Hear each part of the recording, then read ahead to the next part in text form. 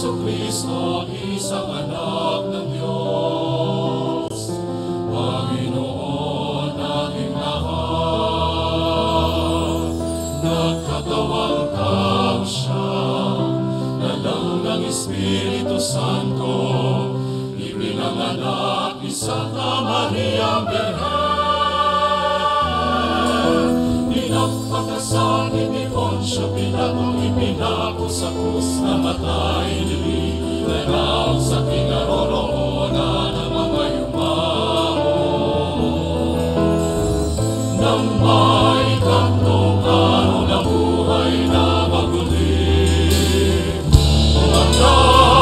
umakyat sa langit, malulunod sa kanan ng Amang makapangyarihan sa lahat. Doon ako mula paririto at muto, sa namabubuhay at namamamatay na tao.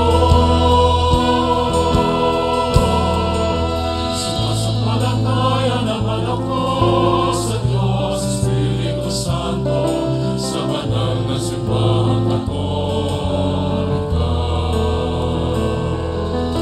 sa kasamahan ng mga banal, kapatawaran ng mga kasalanan, sa pagkabuhay muli ng nangamatay na tao.